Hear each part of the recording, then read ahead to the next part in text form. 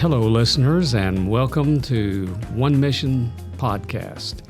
We are delighted today to be able to have one of our fine state missionaries, a dear friend and colleague, Mark Wakefield. Mark has been on point on many of our disasters through the years, some of them lesser in magnitude than others, but all of them very important.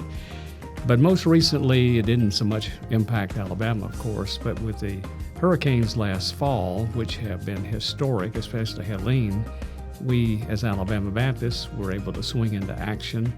In our giving, we were able to bless 7 state conventions, 5 of them which were more affected. We did more for them in terms of giving, and Alabama Baptists were very generous with that, and I think the total of giving, as I recall, might have been something on the order of 1.7 million or 1.8 million, and we equitably distributed that money and were helpful there.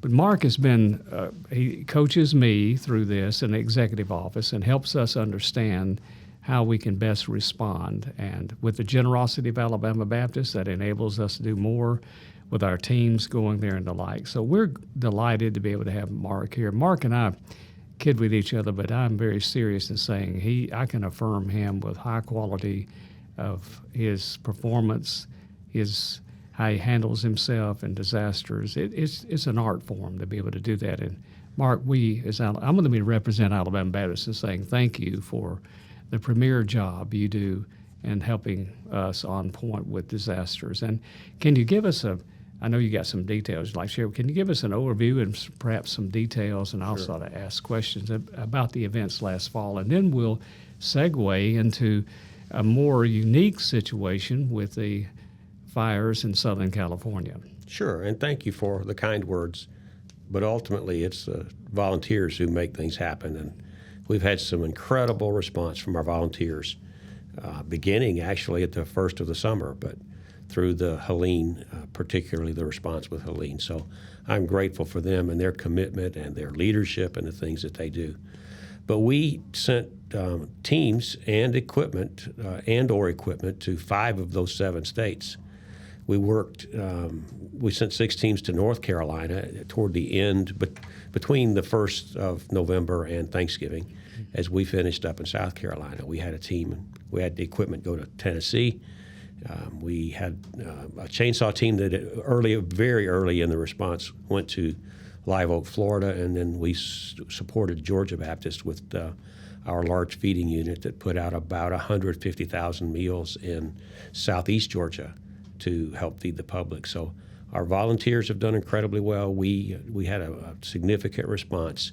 We partnered with South Carolina for the lion's share of that response. And as we typically do with each other, they asked us to take the area of Aiken County, which is just across the state line from Augusta, Georgia. And we set up at Clearwater Baptist Church. By the way, Clearwater was a great partner in this ministry. The local association was a great partner, and all of South Carolina Baptist. But we took that area, and we interacted with over 700 homeowners. Some of their work got done by other people before we got there, or friends and neighbors help out. But we did a lot of work for those 700 homeowners.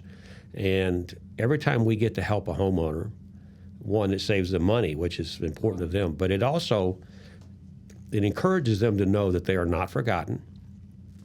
It encourages them to know that that God has not abandoned them. Yeah.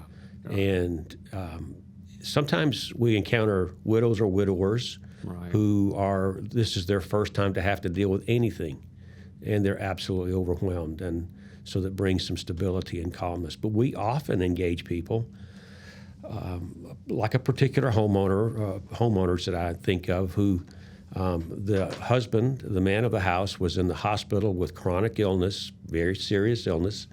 His wife was legally blind, had some significant vision issues, and they have an older child, young teenage son at home.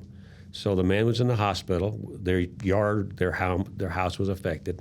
Our volunteers worked there, but our chaplains spent a good bit of time both at the hospital and at the house, and being an advocate for them to help them, encourage them through that. So it's not, people are still experiencing all the struggles they were experiencing before, and now they have that on top of it. So when we talk about all the homeowners we did or all the meals we fed, it's really about helping people.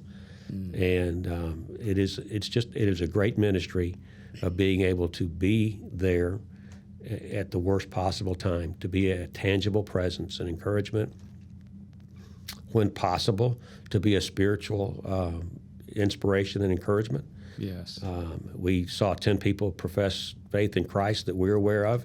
Heard some stories from the church that we were staged at there, that there were some folk in the church whose spouses had come under conviction and begun to attend church and talk about having a relationship with Christ. Praise the Lord. So we've seen some good things, good. People-wise, come out of that.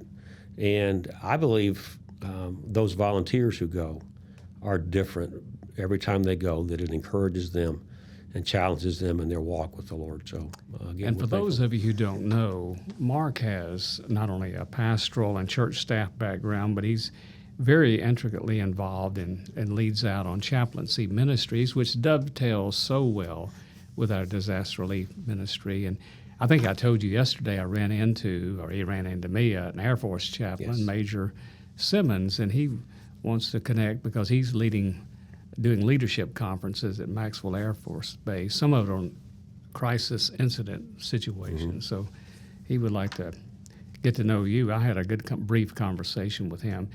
But as we think about reflecting on the big footprint that Helene did, and that was, I guess, almost totally unpredictable how many trillions of gallons of water would be dumped in a mountainous area, creating valleys making them into rivers. And for those, and we're inundated with 24/7 news, so we've seen people living out under tents and things. I know that's been mitigated some, but there are still reports of people not having the shelter needed, perhaps during the winter months up there, which can get cold up in those mountains. Yes, it already has gotten extremely cold in some places and snowed. And I get to see some reports from FEMA and from my counterparts, and there's still a lot of effort and going into trying to keep people adequately housed. But there are those who are still living in the tents, and that has to be difficult. Cannot imagine. But I do know that the effort to house people, to feed them, to keep them warm, is still very much in progress. And they've had some, there was one storm system that moved through that dumped a sizable amount of rain again that undid some of the infrastructure repairs that had been made. So they've had a lot of challenges, but an awful lot of people, organizations of every kind, have rallied to North Carolina to try and assist them. A number of Christian organizations are there. North Carolina Baptist Men, Baptists on Mission, are still working and still coordinating teams, both disaster relief teams and individual church teams, to do immediate repairs on homes, and then they're going to start with the rebuilding process. But in the meantime, there are tiny houses that are being built. FEMA is providing those notorious, people just call them FEMA trailers, but they are RVs where people they can stay warm and they can be out of the elements. Which is basic. Very basic. So, and it's going to be a long time in getting back to normal. They're still rebuilding from Hurricane Florence, I believe it was, back in 2018. I remember that one. I've not talked about this a good bit, but I may have shared with you that my colleagues, executive directors in those states, all express enormous amount of gratitude to Alabama Baptist for helping financially and certainly in the physical presence and other resources. I've also not talked about my oldest daughter and her husband were impacted in Florida, there in St. Petersburg. And they got hit last, I think came along in September, if I remember correctly. And they had basically going from hotel room to Airbnbs to this week, they finally were able to rent a house this last week. So there are different kinds of homelessness. We know people who have don't have a home, and then people who had a home that goes through disasters. And so I do want to echo the sentiment of my colleagues in all of those states, some of them even more profusely than others, but gratitude they had for Alabama Baptist. One of the things we need to remember, we talk about various states, but it's logical, but we kind of lose that perspective sometimes. But disasters don't know state lines. So Right. what happened in the western part of North Carolina, the eastern part of Tennessee had some of the same things. And Absolutely, yes. And that was a story that didn't get told much because it was overshadowed by the magnitude of western North Carolina. And of course, the news media follows the most affected areas and most needy areas, and I understand that. But Well, there were people who asked us why we were working in South Carolina, or why were we working in Georgia, as if somehow the hurricane could hit Florida and then skip over, and then land again in North Carolina. right, And yes, those states they were affected and didn't get the news, but a lot of that same damage because Tennessee has the same type that's right. topography that would Yeah, lend you itself got to it. that. Those mountains through there. Yeah, it's the same mountain range. And then South Carolina, it was hard.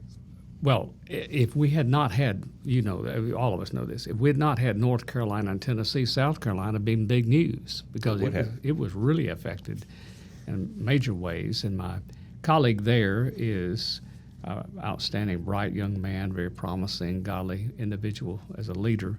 And this was the first time he's had to, in the first chair, deal with something of this magnitude. And he learned a lot. We all learned valuable lessons through our disaster situation. Before we segue to other matters, since we're talking about lessons, through the years you've served in this role and maybe previously in helping, what are some valuable lessons you've learned that helps us as we move along facing other disasters? Not any of them the same, of course, but Right. all of them have their own personalities. That more people would take seriously when we have opportunity to have warning, the things that they might need to survive for a day or two or three until help can begin to get into where they are. But on the backside of that is you've mentioned that your daughter's family has had to be out of their home for a number of months now, and that's going to be true in the Carolinas and other places. That long-term unsettled lifestyle can take a toll emotionally, It spiritually. has, believe me. And we need to be sensitive to that long-term. Right. If it happens in Alabama, we definitely need to be sensitive to that. And in bolstering that and building that up would be helping our churches and our pastors to know how to be supportive and encouraging and practical help. Right. Another lesson would be that about helping itself, practical help. There are organizations who do collect and distribute things, donated goods, and that is a necessity. That is not one of the ministries that Alabama Baptist Disaster Relief does. So what I see often is that people want to help. They don't always think through how that help should go.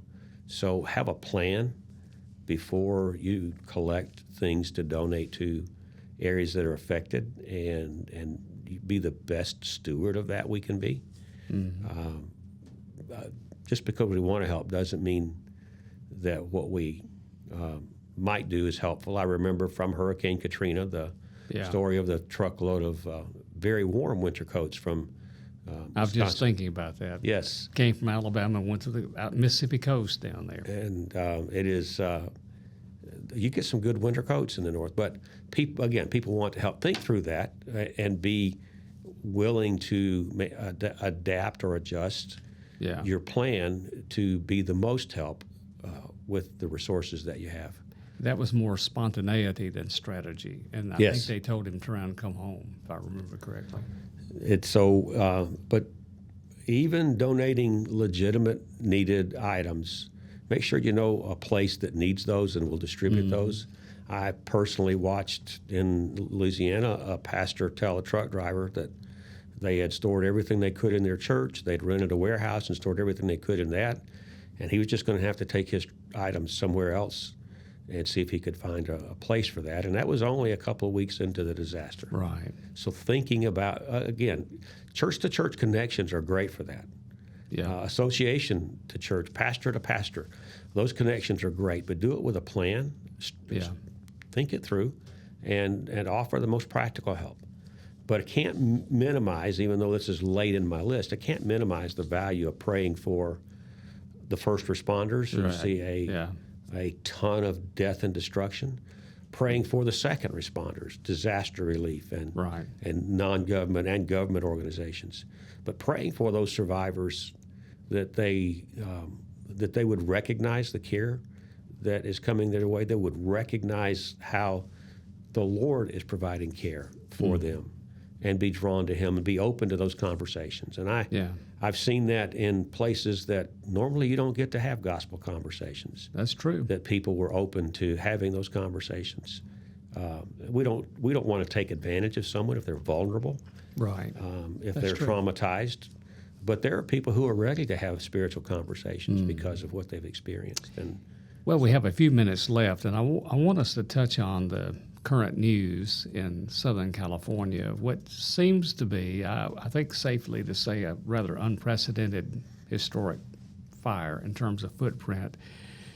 And there are a lot of dynamics there, and we certainly don't get into the political ones, but it's just like someone dropped a match into a dry haystack. It just went, and then the wind's blowing. So we've already sent some money financially to our colleague out there and the executive director for California, and that's preliminary. We'll be doing some more of that.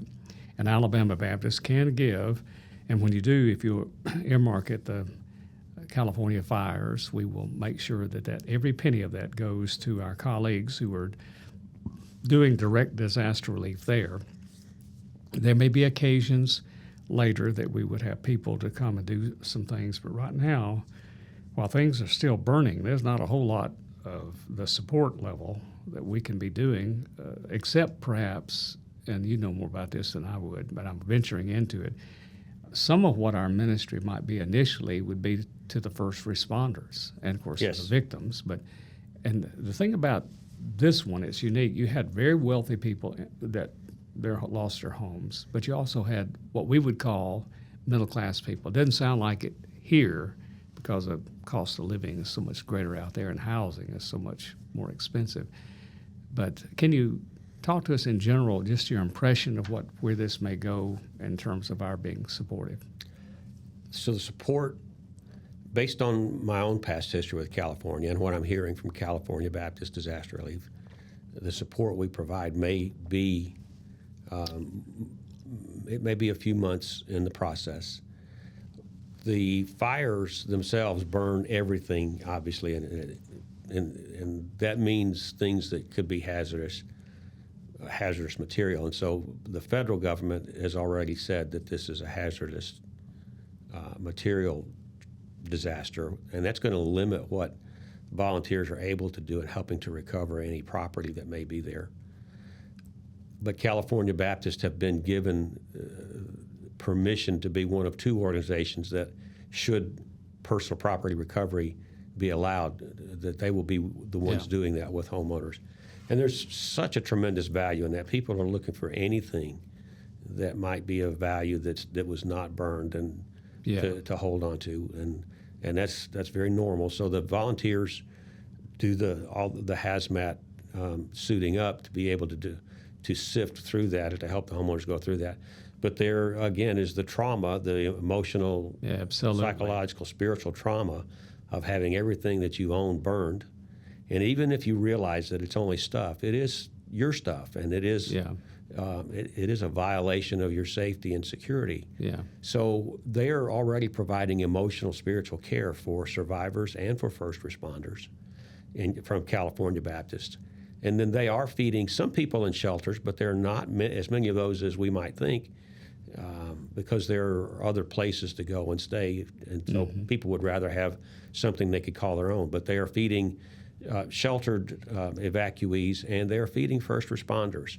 So here was a note that I received this morning from the California disaster director. He said, we're not going to be able to do all the things we just talked about for a little while. We're going to be able to do some feeding in the immediate time, and what we have found out is that it's extremely expensive. Yes, it is. And he said all that to say thank you to the states who had begun to send funds that he had not anticipated he was going to need in this response. But even if they're buying pizza to feed first responders, those pizzas are expensive, and it can add up extremely quickly. So Alabama Baptists were extremely generous in Hurricane Milton and Helene. If they would like to help California Baptists help others, that's a great way to help. Yes, it is. By giving. We're not keeping any of it. It'll go all to California. No. They're going to have to be in it for the long haul, so we would offer to them leadership if they wanted leadership, chaplains if they wanted chaplains, feeding people if they wanted feeding. We don't do very much sifting and personal property recovery, but there are other states who do that on a frequent basis and are ready to assist with that. We'll help them any way that we can. One of the beauties, as we talk about this disaster relief, is how California Baptists would come and help us if we needed it. Right. And we've been out there in my recent years, and people ask, why would you come to California from Alabama? Are you related to this church, or what's? And it's a great opportunity to share a gospel witness. But for believers to watch the cooperation, the networking, the way we support and help each other is it's a testament to how the Lord will take all sorts of people and all sorts of gifts and skills, talents, and blend them together into one really, really good ministry effort. Right.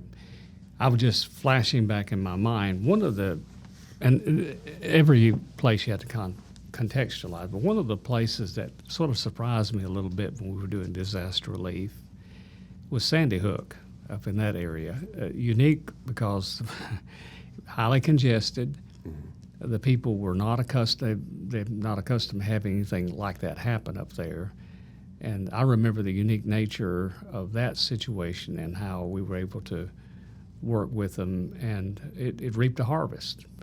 Yes. And people in New Jersey mentioned it, and I think you were recipient of some of those comments. I just remember that being a pleasant blessing as a result. Well, Mark, we are near the end of our podcast here. You're an easy guy to talk to and listen to, by the way.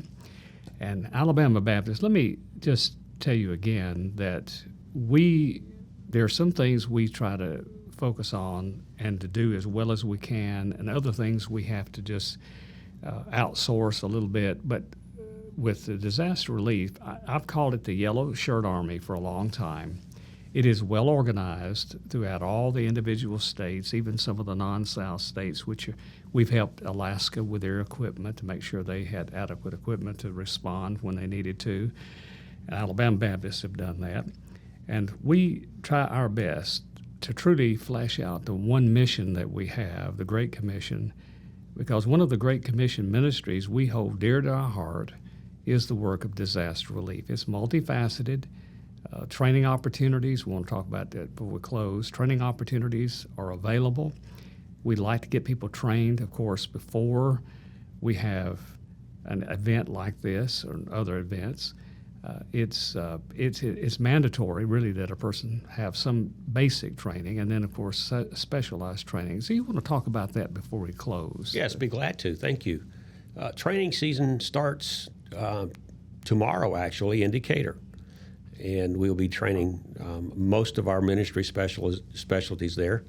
And then in 2 weeks in Walker, in Mobile, and then in Walker Association, I think. Right. I may have that backwards, but on sbdr.org, those training opportunities are listed. Okay. So we use trained volunteers who have passed a background check. We made a commitment years ago with our national government and non-government partners that we would use volunteers who have been vetted. Now, that's a safety issue, to be sure, but it also opens doors for us that might not be open otherwise. our badge, our logo is recognized as we're recognized as an organization of quality trained people that can be trusted, Right. and we want to work hard to keep that reputation intact, and then to do quality ministry. So the training is vital. We need everybody singing off the same sheet of music to be safe. We need to do it with quality to be effective. And there's some. I know that this is not as popular in our current culture as it has been in days gone by, but there is something to be said to belonging to an organization or group who's ready and equipped and trained and will go and be the most help that they can be doing the task that they've been assigned. That's well said. And listeners, please understand, as you would be reminded, that we're doing this in real time, and the dates that Mark mentioned, you need to go to the website to be able to, because the release of this podcast will be, of course, a little later than the real-time production of it. So keep that in mind. And also, let me just again say to Alabama Baptist, we are very, very appreciative of your sacrificial and generous giving through the cooperative program to the special offerings. But as we look at the Myers-Mallory offering, which is our state missions offering, a good portion of that goes to disaster relief. And then when we have that goes to general disaster relief, helping us prepare for events, because you have to have a corpus of money. The money we sent to California has come from that. It's not come from people giving, because that's not really gotten ramped up yet. But everything sent from you personally or from your church will go to the California fires, and we're still sending monies from our State Board of Missions that you have given to go to the various states who've been impacted by or affected by the hurricanes in recent days and the last months. So keep that in mind, and the next time we come together, we'll have another good conversation. It's a belated Happy New Year. I know we're well into January, but may God richly bless you, and may you thrive in 25.